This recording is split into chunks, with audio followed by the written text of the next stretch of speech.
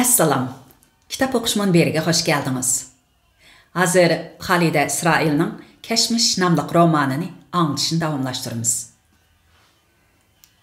Aldınqı anlatışımızda toğraqlıqlarının hatırjam turmuşunun her xil başsılık, alvan yasak dəstidin buzulup kişilerinin baş götürelmez olup qalğanlığını bilgen edik. Salğağın qattiq g'azablanib başı qılı kelgen çikkilerinin birini etip öldürdü, yani birini yaralandırdı. Ve şu sebeplik darga esilidi. Qutluk Hacı 90 yaşında alemden ötüdü. Onun oğlu Abdülkerim xanlıq medresini okup bitirgenden keyin toğraqlıqqa qaytib keledi. Ve aynı vaqtda Badölatning Begzadisiga to'y qilishni xohlamagan Sahib Jamalning qiz nevrisi bilan to'y qilib o'chaqliq bo'ladi. Keyin haramga berib hoji bo'lib keladi. Qaytib kelgandan keyin to'g'raqliqdagi madrasa, masjidlarni qayta yangilab soladi. Bo'libmi o'g'il qizlarni aralash o'qitdi, ham yezishni, ham o'qishni billa ilib boradi. Xo'sh, romanni o'qishni davomlashtiraylik. 7. bab. Qish oylarının bir attigini kuchsiz qish obdabiga cho'milgan mahalla tep-tinch edi. Samonliqlarni tatilab qaqildab yurgan to'g'alar bilan anda-sanda qavab qo'ydigan itlar, qaqshal teraklarning uchiga qo'nib elishgan qog'ilar bu tinchlikni buzolmaydi. Uylarning mo'risidan chiqqan tutun erinchiklik bilan asta ko'tarilib, havoga singib ketadi. Osmonda qanot kerib agib yurgan sormu xuddi qetib qolgandek ko'rinadi. Yo'lda qapoq suvga ko'tirib ko'l yoki buloq beshiga suvga mangan yosh kelinchaklar bilan o'g'il bolalar ko'rinib qoladi. Osh vaqti bilan kun parıldab turgan osmondan qattiq guldirilgan ovoz keldi. Yağmur az yağadigan bu yurtda havoning guldirilishimi nihoyat az ko'riladi. Yani kelib kishilar havo guldirilib chaqmoq chiqishni birer falokatchilikning bishorati, Allohning g'azabi kelganligi deb tushunadi. Dastlabda jiroqdan kelayotgan bu guldirilash birdanla kuchayib yer jahonni bir oldi. Xuddi osmon gümürlüp kishilarning bosh ustiga tushayotgandek bilindi. Suvga ketayotgan ayollar bilan bolalar qapoq cho'g'inlarini tashlab dalda joylarga qarab qochdi. Hamma odam unlik ovozda yoki ichida durt o'qib, bilib bilmay qilgan gunohlarga tavba qilishga, Allohdan gunohlarini tilashga boshladi. Ko'p o'tmay mahalla ustida qog'aga o'xshab ketadigan g'oyat zo'r qora qush paydo bo'ldi. Kishilar shu chaqdala bu ovozning ashu qora qushdan chiqayotganligini bilishdi. Dod faryod ovozi ichida kimlardir "Xaloyiq, jininglarni elib qichinglar. Zamoni oxirning alomati bu" deb varqiradi. Kishilar qosnoqlarga mökünib, quloqlarini mahkam etib elishdi. Qora qush to'g'raqliqlarning ustida bir necha agib, g'arqirab, qayoqlargadir g'oyib bo'ldi. Kishilar möküngan yerlardan sallilik, do'ppi tumoqliq boshlarini chiqarib, titraginicha o'yliga ko'chaga chiqishdi. Uyan buyan marishib, baya talada turib kelib, qora qushni ko'rgan bir necha cho'ng odam bilan bolalarning og'ziga qarab turishdi. Uzoq o'tmay guldirlagan ovoz yana paydo bo'ldi. Dastlabda jiroqdan bo'sh, bo'g'uq, keyin nihoyat aniq, kuchlik anglandi. Ammo qora qush ko'rinmadi. Qora qush birer haftagacha to'g'raqliq osmonidan agib o'tib, nalargadir ketadi. Tush pishim bo'lganda yana kelib, bir-ikki agib ketib qoladi.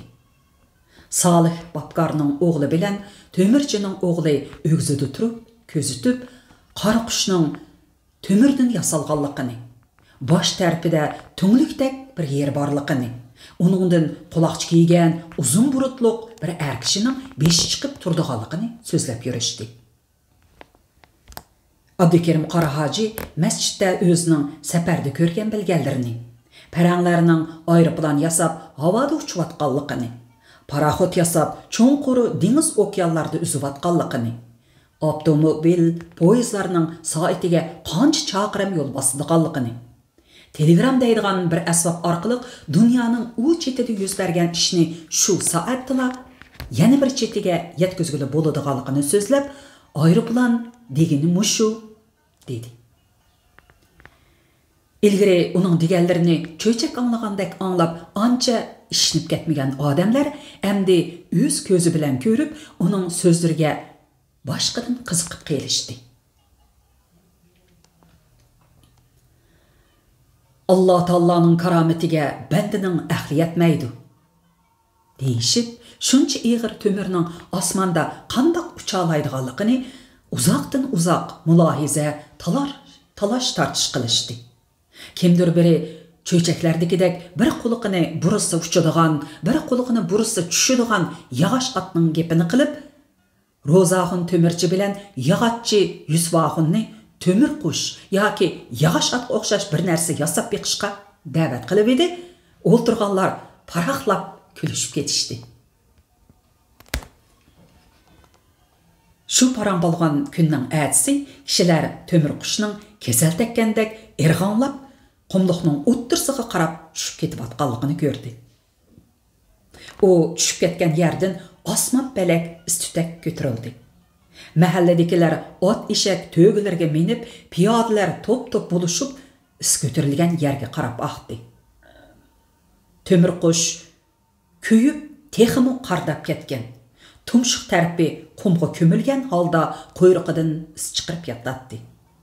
U tushgan yer va atrofidagi qumni qaradab sarg'ayib ketgan edi.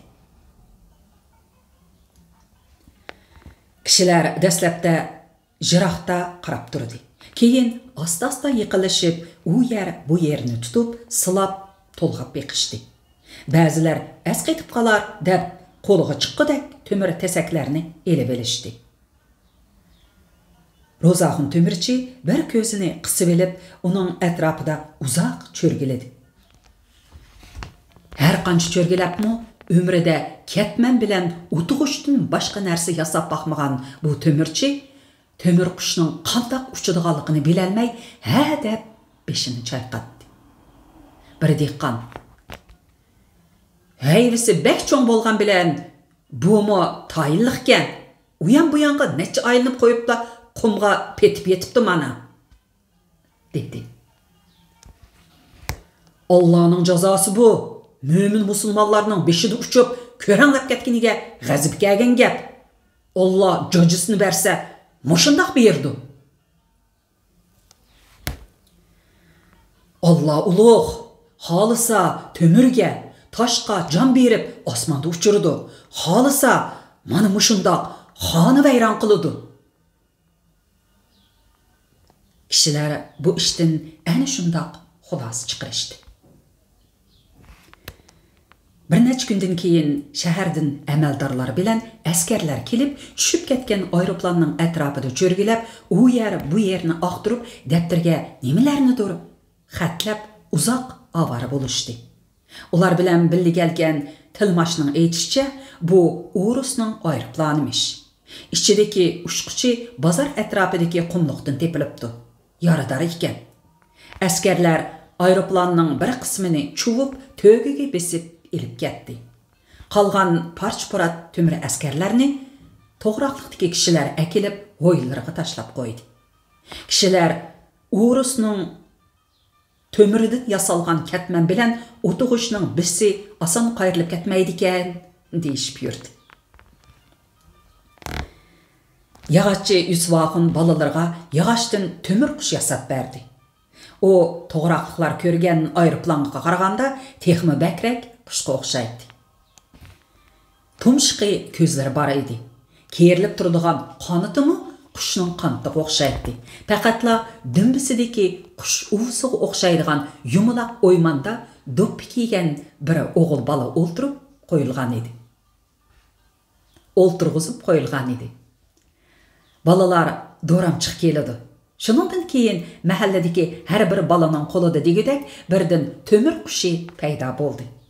Balalar mahallaning chetidagi qum do'nglarga chiqib olib, qushlarni beshidan egiz ko'tarib, pastga qarab yugurishadi. "Mening qushim tez uchadi" deb bir-biri bilan baslashadi. Qo'llarini kerib, og'zida g'arqirgandek ovoz chiqarib yugurib ketayotgan chaqlarda o'zlarini rastilla osmonda parvoz qilib otgandek his qilishadi.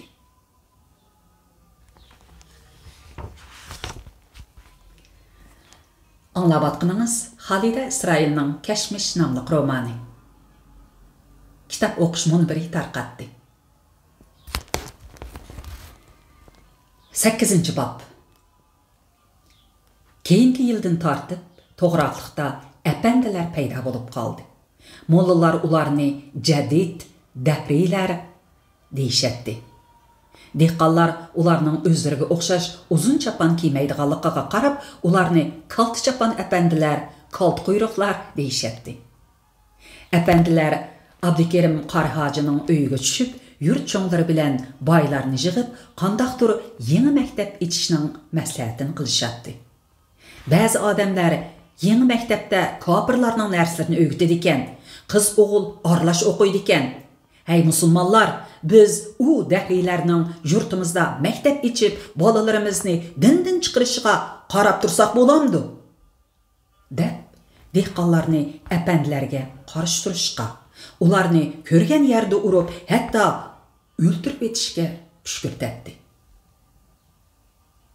Yana ba'zi aql hushliq, shahar ko'rgan odamlar, ularmi musulmon, dinimizga qarshi emas.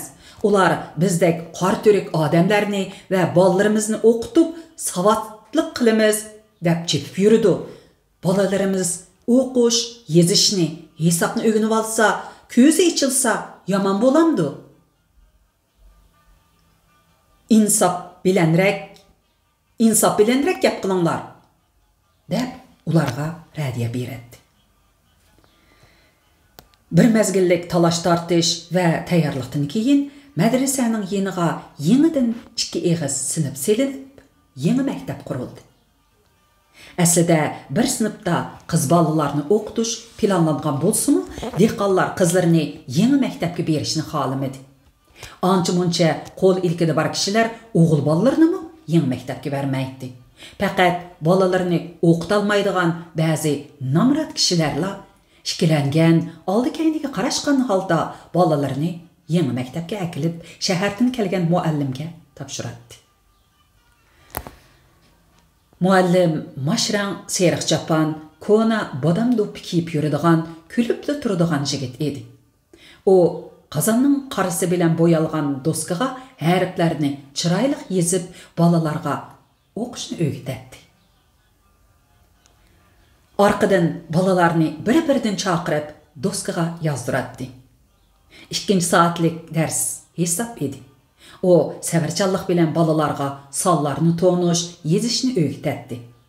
Tantarbiya dars vaqtida o'quvchilarni jumaloq maydonda qator turg'izib, yo'g'on qadam bilan mashq dassash, o'ngga, so'lga burilish, yugurish deganlarni o'rgatayotganda, dehqonlar kelib, qiziqib qarab ketishadi. Yerim yil o'tib ketdi. Dehqonlar o'z farzandlarining qumush qalamni ching tutib, lavlarini tishlab turib yozgan xatlarni ko'rganda intayin hayajonlandi. Endilikda bolalar yumaloq maydonda yugurish, chelishish musobaqalariga tushganda qiyiqas cho'qqan selib ularga madad berdigan, ba'zida o'zlari chaponlarini selib o'tirg'i tushib ketadigan bo'ldi. Yangi maktab bara-bara bir qism qizg'in qo'lg'ichilarga erishdi. Kentdagi bir turkum yosh bolalar muallimning orqasidan chiqmay yurishadi. Muallim ularga o'zining yurtida yangi maktabda o'qiydigan bolalarning nihoyat ko'pligi, ularning maşrang forma kiyip, belini kəmərdə bağlab, koltaklarını mörsəgə ilib, g'azal aytib mangdiganligini, davomliq chilishish, yugurishdak badan chiniqtirish faoliyatlari bilan shug'ullanganligi, naqshi usul nomerlarini tayyorlab, o'yin qo'ydiganligi, she'r deklamatsiya qilishdiganliklarini so'zlab beradi. Nihoyatda bilimlik, qaysar bir ustozi borligi, uning ta'sirida o'zining she'r yozishni o'rganganligini aytib kelib, ularga o'zi yozgan she'rlarni o'qib beradi. U sinfidagi o'quvchilarga va atrofidagi yosh bolalarga o'zi yaxshi ko'radigan she'rlarni yodlatgan. Boy bo'lsin, namrat bo'lsin, hamma odam barobar. Qiz bolalarningmi o'qib, bilim elish, o'zini kuchlantirish huquqi bor deydigan ideyalarni tashviq qilgan edi. Muallimda o'qiydigan bolalarning ichida Saybuloq tarafda o'ltiradigan bir namrat dehqonning Hemid ismlik o'g'li bor edi. Hemid muallimdan anlaganlarini uyiga qaytganda ini singillariga so'zlab beradi. Ular uning so'zlab berganlarini nihoyat qiziqib anglaydi. Uning yotliq bo'lish oldida turgan Zaynab ismlik bir ochisimi onasiga yordamlashib choq egirgash fuqsining so'zlariga quloq soladi. Hemid maktabdan vaqtida kelmasa, taqasa bo'lib uning yo'liga qaraydi. Her kuni fuqsidan "Bugun maktabda nimalarni o'rganding?" deb so'rab, uning daftarga yozayotganlarini yezib o'rganib olmaguncha qo'li ishga bormaydi. Aqlliq Zaynab shunday qilib 3 oydala savodini chiqarib oldi. Hemid daftarga yozib olgan she'rlarni birini qo'ymay yodlab oldi. Qo'shish elishni o'rganib, hisob kitob ishlarida ota-onasini og'ziga qaratdi. Hemid bir kuni muallimga ochisi Zaynab to'g'riliq so'zlab bergan edi. Muallim xo'shal bo'lib, shu yerdala "Barakalloh Zaynab" nomli bir she'r yozdi. Zaynab o'zi go'yo bir mislsiz go'zal qushdir. Ul ovozi yiqinliq ko'ngillarni xush etir. Bizning Zaynab texmo go'zaldir ham dilraba, chunki ilm irpondan uning dili yo'riqdir. Zaynab bu she'rni ko'rib xo'shal bo'ldi va uni do'stlariga ko'rsatdi. Do'stlari uningga havas qilishdi, biroq ular o'zlari ayrim uchrashganda "Bu qandoq bo'lg'ini? Shaharlik apandi xalqning to'y qilish oldida turgan qizga bunda xatlarni yozib yursa bo'lamdi. Qaranglar, Zaynabning nomussizligini xo'shal bo'lib bizga ko'z-ko'z qilyapti texi. Tova deyishdi. Bu gap nihoyatda tezla Zaynab bilan to'ylashquchi yigitning quloqiga yetdi. Kishilar asli she'rda nima deyilganligini tushunmay, bilmay turiblar, yigitni kelmas masxara qilishadi va uni daydayga solatdi. Gumon hasad o'tida aqlini yo'qotgan yigit va uning tuqqanlari bir kuni Zaynabning uyiga bostirib kelib, Zaynabni besroqla urib chayladi. Ajratqili kirganni qulim qo'shnilari oldida Zaynabni buzuq deb haqoratlab, to'y qilish niyatidan yonganligini bildirdi. Zaynabning ota-onasi qizining gunohsizligini bilsa-mu, amalsiz edi. Ular "Sana xat o'rganishni kim qo'ygan? Xat o'rganganingga to'y mana. Endi berib, apandiga tak" deb qizini ayblashdi. Hamma kelgulik Zaynabga keldi. O ota-onasining top-tanisi, qulim qo'shnilarining pitni pasat masxaralariga chidamay o'lib olmoqchi bo'ldi. Juma kuni namozdan keyin Imom Axunum odati bo'yicha vaz-nasihat qilishga tamshilib, qonini qirib turadi, to'van tarafdan "Alloh haq jamoat" degan ovoz anglandi. Hammaylar cho'chib, ishik tarafga yukinib o'ltirgan Sopaxun qoriga qarashdi. Qori pakar, o'roq, qoyuq qoshlarining ostidagi qumchoqdek kichik ko'zlaridan zahar temib turadigan odam edi. Kishilar odatda uni Sopaxun pitko'z deb atashadi. U Zeynepni olmoqchi bo'lgan yigitning dada taraf tuqqani edi. "Ha, nima gap qari?" Imam uningdan qo'pol ovozda so'radi. Sopaxun imamga bir qarab, gap qila olmay duduqlab qoldi. Gepi ichiga tushib ketgandek ushluq bug'diyiga yuqori tovan midirlab ketdi.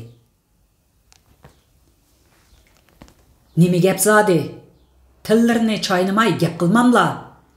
Hammanglar og'zlariga qarab qoldik", dedi imam ta'ni qilib.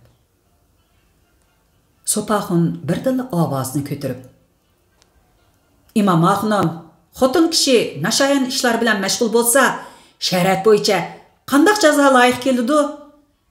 Shuni so'ramoqchi edim", dedi.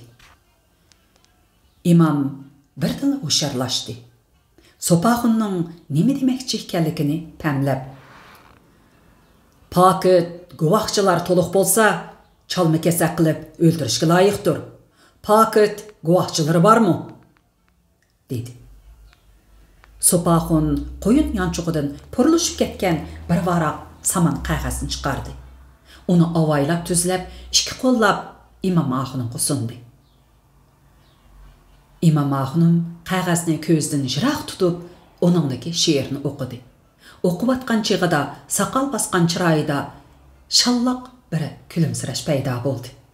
Uni o'qib bo'lib, hijoyg'inicha xeyli uzoq qarab turib ketib, "Sizlarcha buni pok degili bo'larmi?" deb so'radi. "Pok degili bo'ldi. Bir er kishi, bir xotin kishini bizning paloncha devassa, o'zlarini kakkuk bilan Zeynepga o'xshatsa, bu pokit bo'lmaydimi?" Ko'pchilik g'ulg'ul qilishib ketdi. Ko'p sonli kishilar Sopaxunni qo'lladi. Imam she'rning mazmunini tushunib tursa-mu, bilmasga selib, "Buni muallim o'zi yozganligini ko'rganlar bormikan?" deb so'radi. "Maktabdagi hamma bolalar ko'ribdi." Sopaxun qari eshik töviga chiqibla 3 balani boshlab kirdi. Ular guvohlik berib, "Bu she'rni muallim sinfda yozib, Hemidga bergan. Buni biz ko'rgan", deyishdi. Namozdan keyin 4-5 er kishi Zeynepni uydan so'rab ilib chiqdi. Uni ishning katigiga solab, yumaloq bozordagi maydonning o'tirsiga qo'yib qo'ydi. Qo'llariga tosh ilib, g'azab bilan uni qartib otdi. Atrofdagi odamlarmi birdan ikkidan kelib Zeynepga tosh otdi. Chochlari chuvilgan Zeynep ikki qo'li bilan beshini changallab, to'kilib o'ltirdi. Ko'p o'tmay uning badani qonga bo'yaldi. Ba'zi odamlar tosh atmoqchi bo'lib kelib, uning holiga qarab ichi og'rib qoladi-da, toshni katakning atrofiga qartib etib ketib qoladi. Yosh muallim bu ishlardan xabarsiz edi.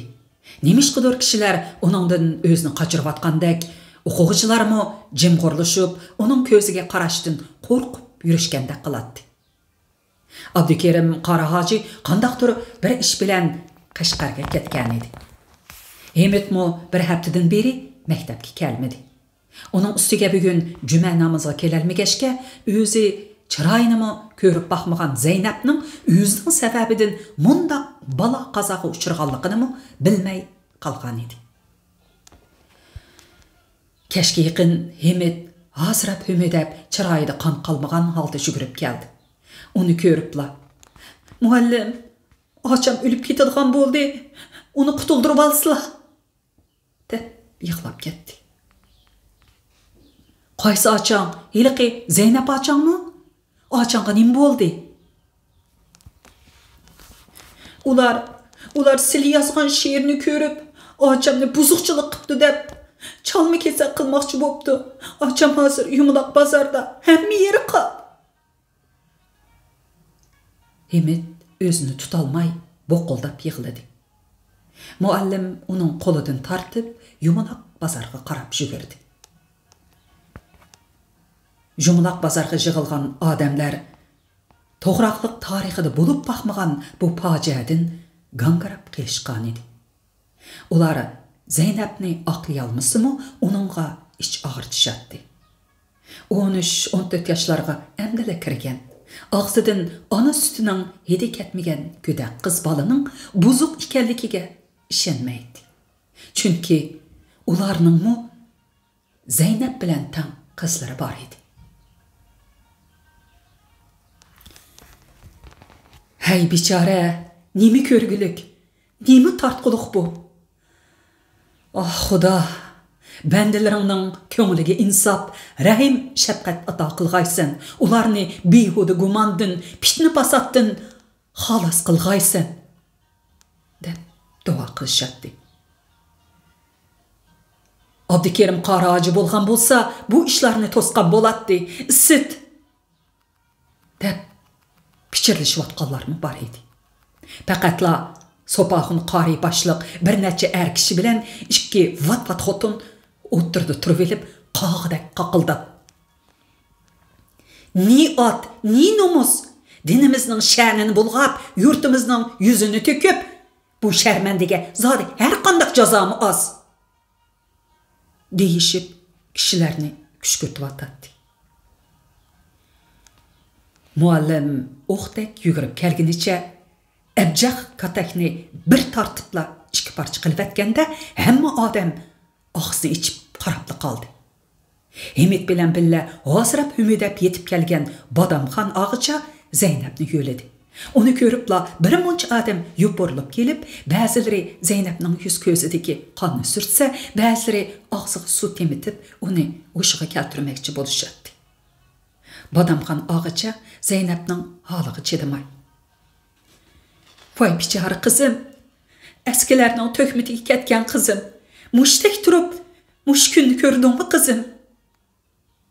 deb nola qilib yig'lab ketdi.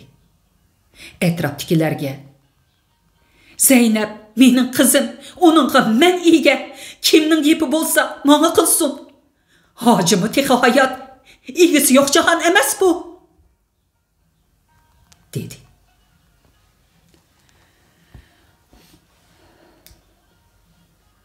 Muallim iç-ichidan o'rlayotgan g'azabini basolmay, go'yo nadonliq, ichi qoriliq va hasadxo'rlikdan o'ch elayotgandek allaqachon pochaq bo'lib ketgan katakning yog'ochlarini butun qahri bilan dastlab chaylaydi.